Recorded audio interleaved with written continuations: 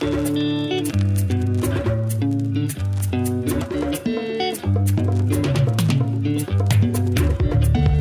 you're listening to Talking Africa, the podcast that breaks down the news from the continent, brought to you by the Africa Report magazine. My name is Nicholas Norbrook.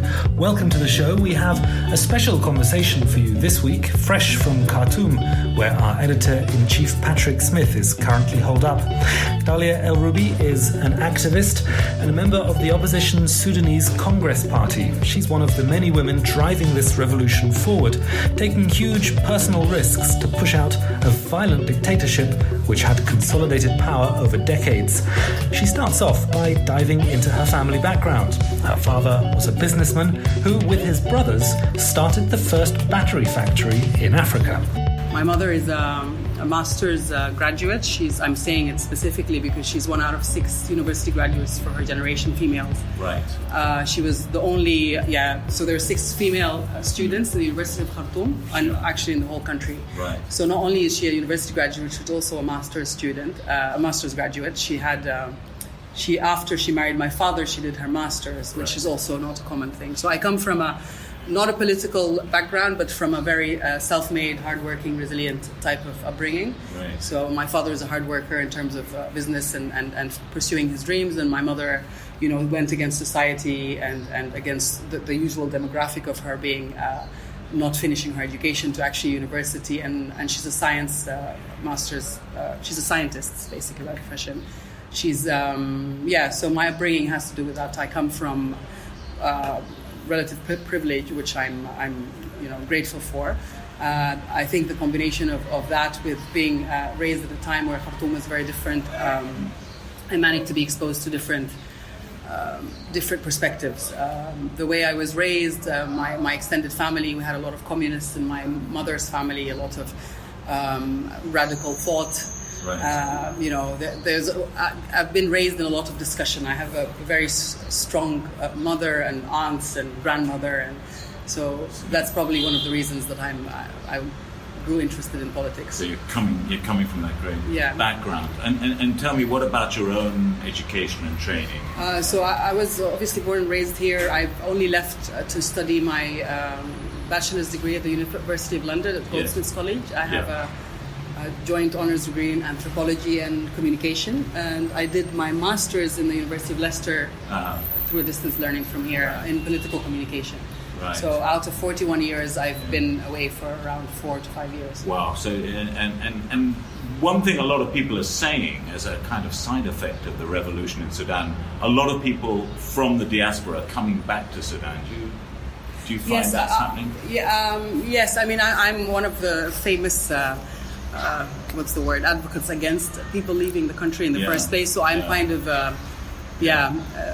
I see mixed that blessing. Yes, it's a mixed blessing. I think one of the main concerns that I've always had is that I believe that a country is not just built by politicians or good governments.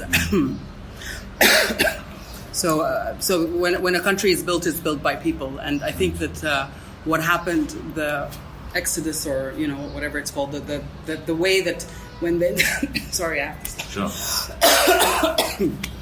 So when growing up, when the NCP came, I saw how people whole families just got up and left, and it's not just diaspora. It was quite a tragic sight to see.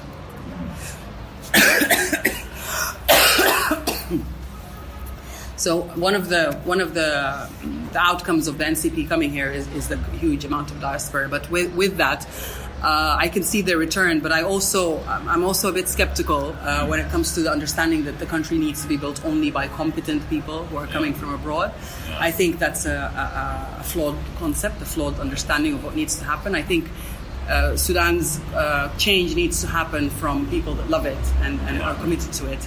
And no judgment for the diaspora, but clearly if you left when it was hard, that dynamic might be not as strong as the people who stayed. Sure. And I think the people who stayed have less access to, obviously the better education and the career, but they have the right frame of mind, I think, which is that they can handle the heat, they know how to build it, they know how to do it, they've committed to it.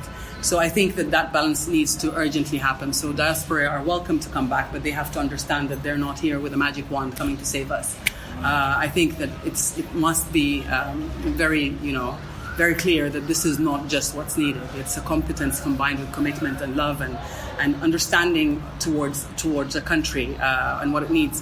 An example would be if a doctor is used to being, he's a great surgeon in Washington, or she's a great surgeon in Washington, and she comes to Khartoum and decides to go to Niala to build any hospital or to build a facility, they would have very, very limited understanding of the challenges. There's a lot of things that they would assume are actually there, but they're not. So the infrastructure, the availability. So without local expertise, you're really, setting yourself up for failure. And I mean, not just the diaspora, but I mean, people from overseas in general have been pretty taken aback by the turn of events in Sudan the last month. I mean, we're now like 4 weeks after the April 6th sit-in, changed everything.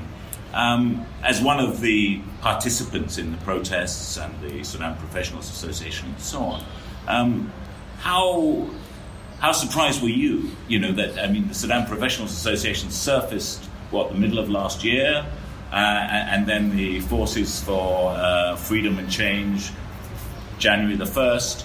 It almost seems like an instant revolution. Of course, it's not, and a lot of people have told me, go back to 2013.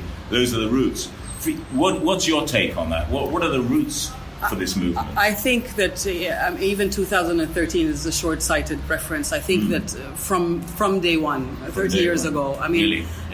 there's there's the Ramadan martyrs. They went against the government within 6 months. Right.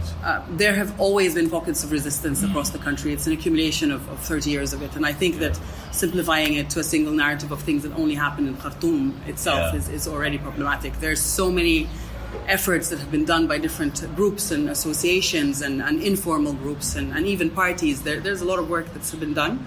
It wasn't always as obviously as nationwide or as it never continued as long. It was short-lived. It has its own factors, but to say that we kind of got surprised by 2013 is wrong, because before that there was 2010, there was 9, and there was 11, and there was the 90s. There's always been resistance. We're quite a rebellious society.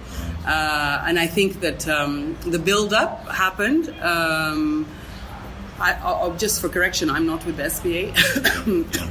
But for me, the SPA is a natural, like an organic process that happened within associations of professionals that have been frustrated, the unions that have been frustrated. So they've created parallel ways of resisting and organizing themselves. So they come as a product of a systemized, the NCP has systematically dismantled political parties, all sorts of all sorts of organized okay. The NCP has systematically dismantled parties, it has dismantled movements, it has dismantled unions. By dismantling, I mean it goes in and just makes it, it sabotages it in different forms. So they'll come and become leadership, they'll come and, sabotage efforts. With that, there's been quite a lot of resilience in terms of these movements and in these parties in continuing to try to keep at it. I think the SPA and the establishment of the Declaration for Freedom and Change, the declaration itself, if you see the signatories, yes, it was the 1st of January, but before January, all these have been working with the SPA. There's no such thing as one entity that did all of this, and I think it's a very, very incomplete picture if people assume that it's one place. And I think for historical purposes, people should be very clear that there is no one place that made this revolution happen. So this is an organic process. Historical political parties, forces in the society. And one thing a lot of the activists have told me is that is so important to understand is the new social forces that have come into play. There's two areas, maybe besides the professionals, which a lot of us have been focusing on. One of which is the grassroots movements, the so-called neighborhood committees and resistance committees, and also the participation of women. Firstly, could I ask you about the resistance committees, the neighborhood level committees, how these came into being and what their history is?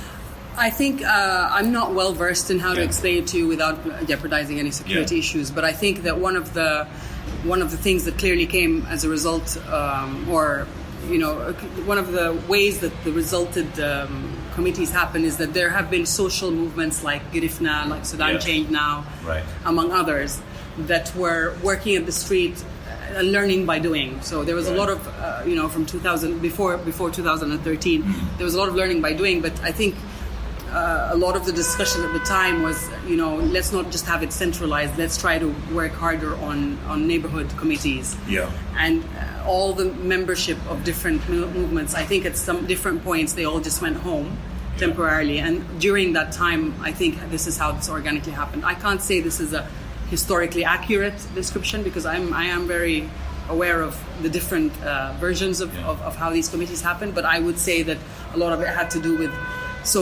the youth movement specifically. Right. Generally, they have the youth movements generally have a lot of testing that they've done. Right. So I would say that part happened. The SPA as well. I'm sure you've heard the story of how they started as a group of teachers. Yes. And then during that time, these group of teachers had a very close link with youth movements, including Change Now. Yeah. I personally remember when this happened, December 2012. Right. They were a small group of teachers. They wanted to do some advocacy work regarding their own demands as teachers, their working conditions and their pay and whatever. This is how, for example, that small group happened. But there's other groups that came about for different ways. Right. And they came together. I think the lesson learned in all of this is the more that we put our efforts together, the more this works. Because I think each of them is not effective enough to have this nationwide thing. And that's why it's important to understand there's no such thing as the SPA created the revolution or the DFC. It's every factor. So there's SPA, there's within the DFC, you've got armed groups, you've got civil society, you've got traditional parties, you've got left parties, you've got a lot in them. And these have all independently contributed to it. And I think one of the things that is very important at this stage is to make that understanding clear. I think they as themselves need to understand that we can't do things without each other. And discipline has been a big thing. Yes. Keeping everybody on the same page, discipline, keeping it peaceful, and also being as inclusive as possible. So that extends right from the far left groups to even the far right. I mean, I'm not exactly certain how that works out with the former regime and the political entities it spawned, like the National Islamic Front and National Congress Party and Popular Congress Party and so on. But it seems that this time the movement has really encompassed as wide a range of people as possible. Is that really the case? I think timing has a lot to do with it. I mean, to just be fair, I know a lot of people don't like to, put this only on economics because it's not just about economics, but there was a lot of discontent that was brewing in different parts of the country, different types of society, different backgrounds, different age groups, that was kind of like boiling somewhere. Yeah. And I think the collective calls that happened through the SPA and eventually through the DFC kind of, it's like this, it created a sense of we're not alone. So I'm frustrated for a different reason from the other person, but there were things that suddenly became common to all of us, which is, as they said, freedom, peace, and justice. And I think, to be fair, we would add economic stability or economic, there is an economic crisis, definitely. So I think that the timing had a lot to do with how this worked. I am not... sometimes I say I'm surprised, sometimes I say I'm not, because we come from quite a strong social fabric. So if you think about how, with all this dismantling that the NCP has tried to do, the Islamic regime has tried to do for 30 years, we've managed to survive it. Yeah. So these parties that never closed down. They have a bad rep, they have a lot of issues, but they never actually closed, which means that they're more rooted than people would like to realize. Same thing with the associations. People created parallel ways of resisting. So I think that it has to do with the factors, the added value of each group and how they came together. At that point in December, it's inclusive, yes, and I do think it's inclusive. But what worries me is that now it might be turning into something that's less inclusive. Still on the inclusive track, it's been said that the